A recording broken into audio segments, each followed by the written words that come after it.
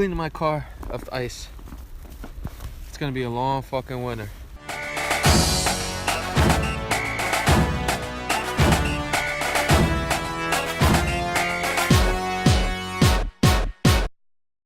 Welcome entrepreneurs and welcome back proprietors. You are now tuned in to the 50th episode of Proprietor Chronicles, a vlog following me on my journey to financial freedom. So it's been a rough fucking past couple of days for me and all the other Melo fans out there. It came out that the Houston Rockets told Melo that his time with the team is ending.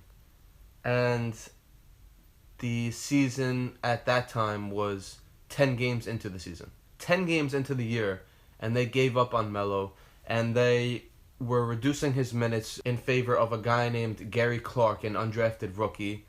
And what I think happened is Melo wasn't cool with it, and they kind of told him they were going to limit his minutes or whatever, and he was like, that's not why I came here.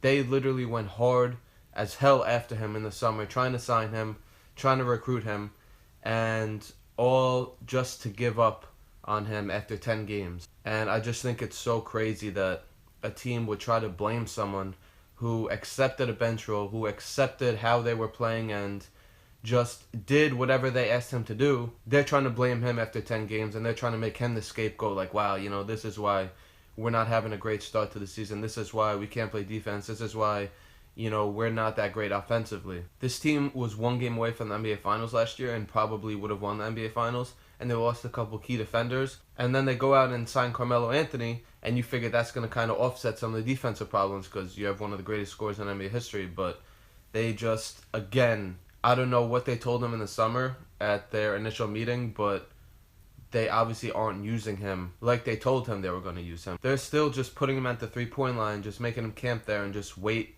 to catch and shoot threes. And he's not a shooter, he's a scorer. I've been going hard on Twitter the past couple days just trying to change the Melo narrative because he's just got such a bad rep from media to fans, and all the players are behind him. But the media talk shit about him. Yeah, the fans talk shit about him. What do the fans know? What does the media know?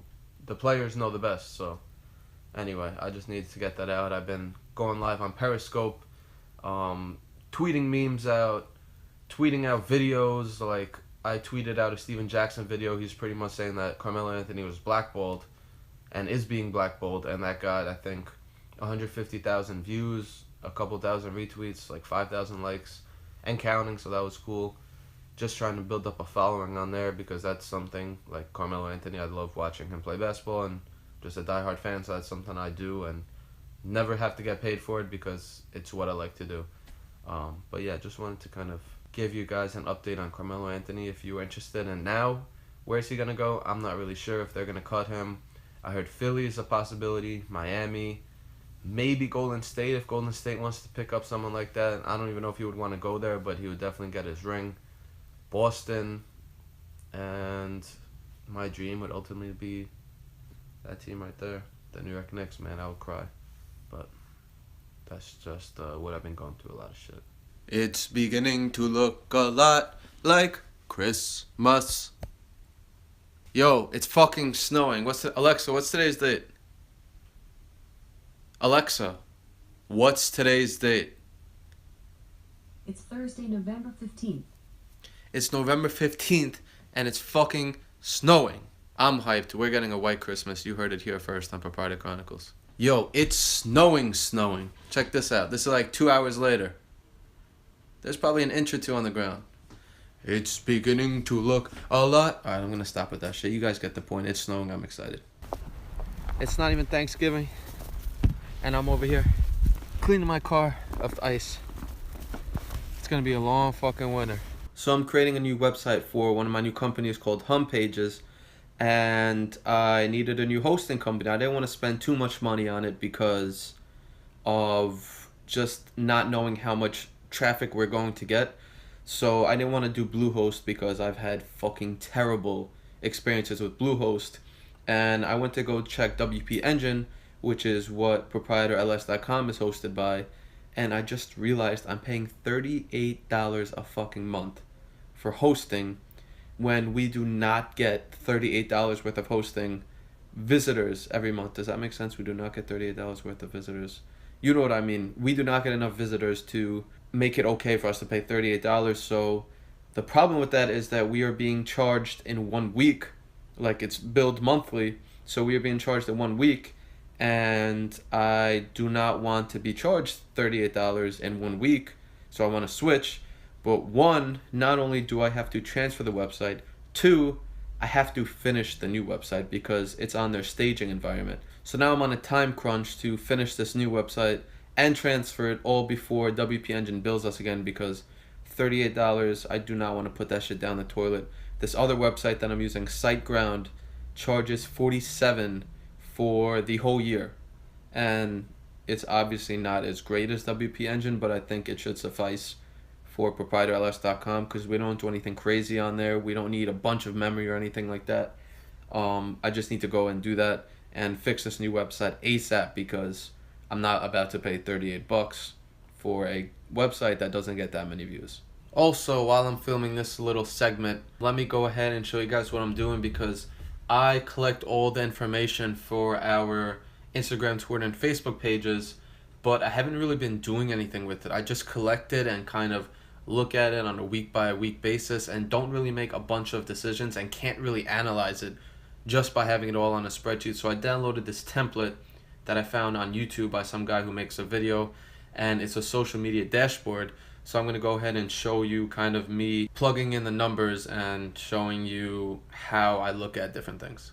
So over here on screen 1, we just have some of our stats from Instagram dating back to May.